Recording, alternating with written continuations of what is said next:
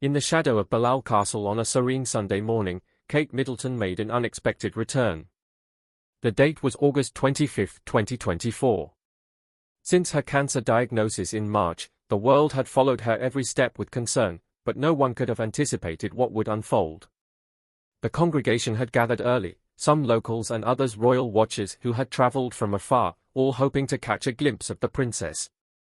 Her public appearances had been rare: Wimbledon in July, a felt video message during the Olympics, and now this quiet church service in the Scottish countryside. Uncertainty filled the air. Would she appear frail?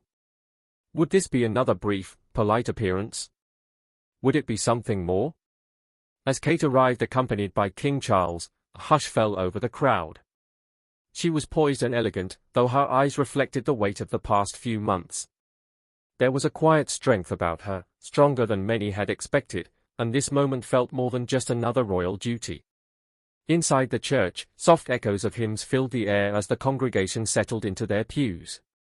The atmosphere was thick with reverence and anticipation, as if everyone was holding their breath, waiting for something profound. As the service drew to a close, Kate did something unexpected. She stood and walked deliberately to the front, turning to face the congregation. The room seemed to pause collectively when she began to speak. Her voice was calm but carried a strength that resonated deeply. "I want to thank you all for your prayers. Your kindness, your faith in me, has given me more strength than I can ever express," she said. Her words, simple yet raw with emotion, silenced the room. The weight of her journey was palpable, and her presence seemed to hold everyone in a powerful collective stillness. It was a moment that transcended her role as a princess. It was deeply personal and human. As Kate stood before the congregation, the air inside the kirk shifted. Her address carried not just unexpectedness but an emotional weight that settled into the hearts of everyone present. For months, the public had seen only glimpses of her grace and resilience amidst her illness, but now they were witnessing something profoundly personal. Her voice, though soft at first, echoed through the church's stone walls with a clarity that caught everyone off guard. "I've spent much of this year reflecting," she began, a gaze sweeping across the room of familiar faces and strangers alike, "on life, on family, on faith. It's been a time of struggle but also a time of immense gratitude." The stillness in the room was almost eerie, her deliberate words filling the silence. There was no need for grandeur here. This was a moment of raw honesty. "The love and support I've received from all of you, from my family, from complete strangers, has given me a strength I never knew I had, and for that, I'm forever grateful," she continued. Yet it was not just her words that moved the congregation. It was the vulnerability behind them, the humanity she revealed. Her cancer diagnosis had shocked the nation, sparking months of speculation about her health and future. But here she stood, laying it all bare, not as a princess, but as a person who had faced her darkest hours. Then, in a voice just above a whisper, she said something that sent chills through the room. "I've learned that faith is not found in our strongest moments but in the ones where we feel weakest. And in those moments, we must hold on to hope because that is what will carry us through." Her words hung in the air, leaving the congregation visibly moved. Some had tears in their eyes, others sat in stunned silence. One thing was clear: this was no ordinary royal appearance. It was a deeply personal moment shared with those fortunate enough to be present.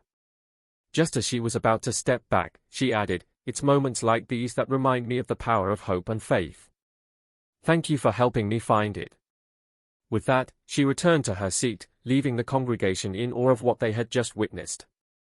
As Kate Middleton sat down, a sense of quiet reverence lingered in the air. The congregation remained seated, still processing the profound moment they had experienced. It wasn't simply the words she had spoken but the vulnerability behind them, the raw emotion that had swept through the room. Just when it seemed like the service had reached its emotional peak, something unexpected happened that would stay with everyone long after they left. There was a brief pause as the minister prepared to close the service, the usual formality of the occasion seemed almost irrelevant after Kate's stirring address. Then a single voice broke the silence, a soft, almost tentative humming from the back of the church.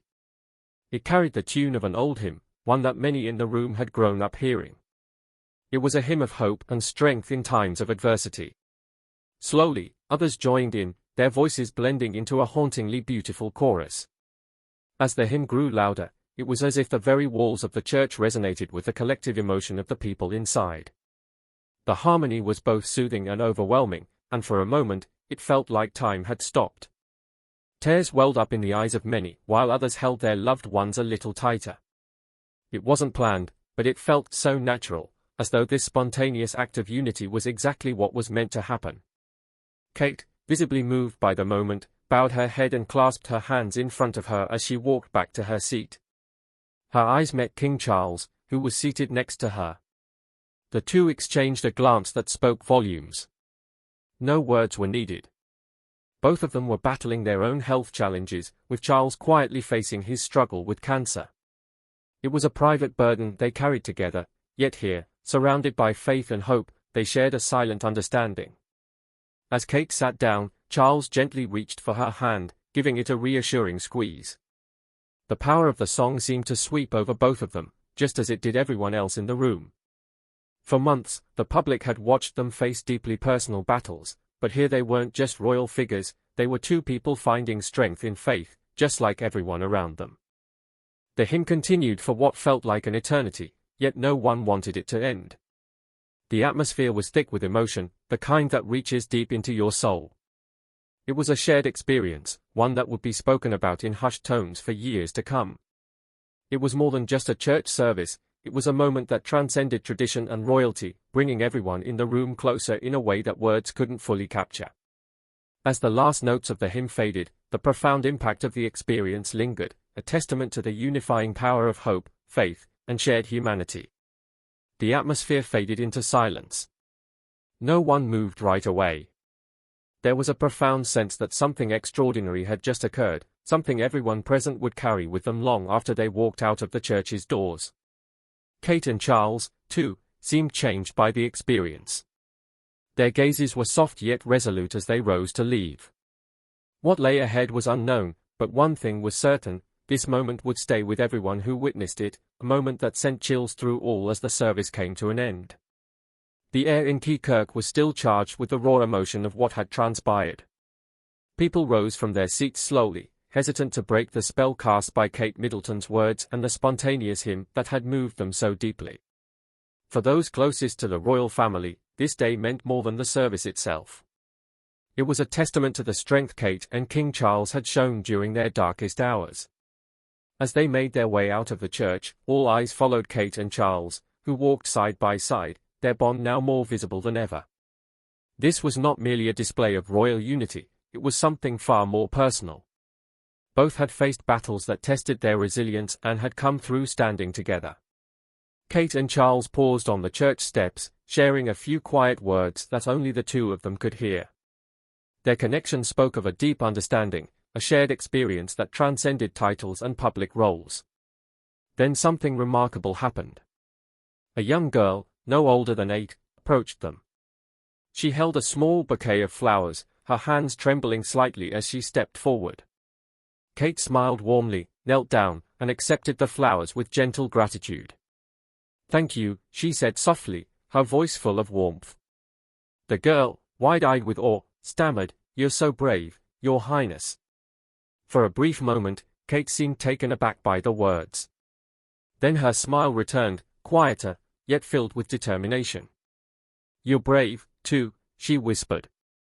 The girl beamed, and in that simple exchange, it became clear that Kate's strength was not only about overcoming her personal struggles but also about inspiring others to find their courage.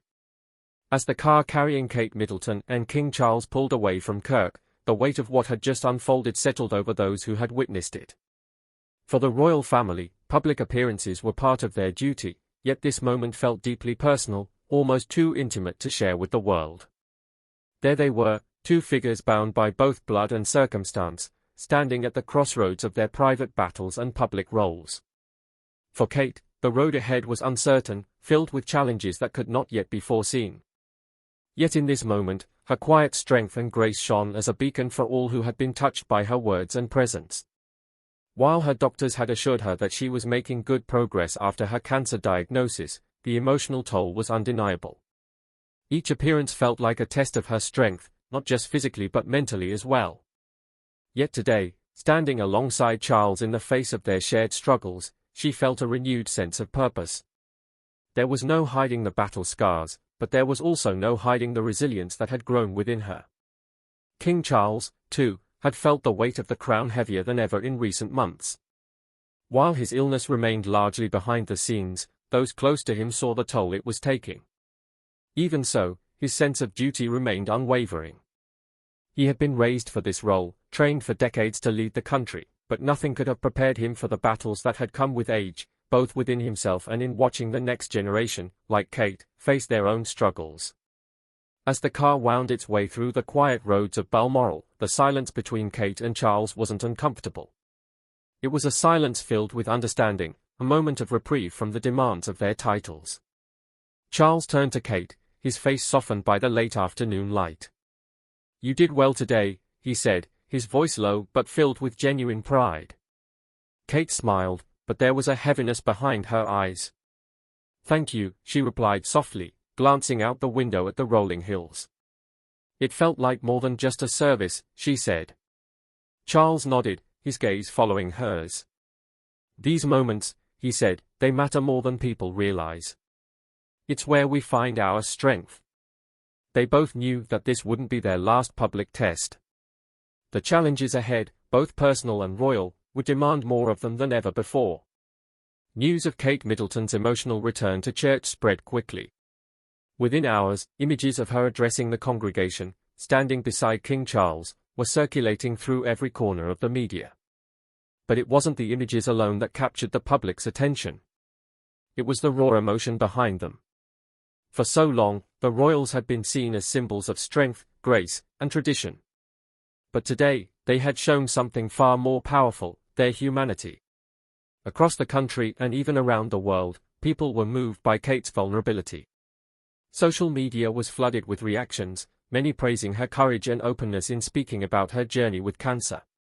Others were struck by the quiet, supportive presence of King Charles, knowing that he too was facing his own private battle with the disease. Together, their appearance wasn't just a royal engagement.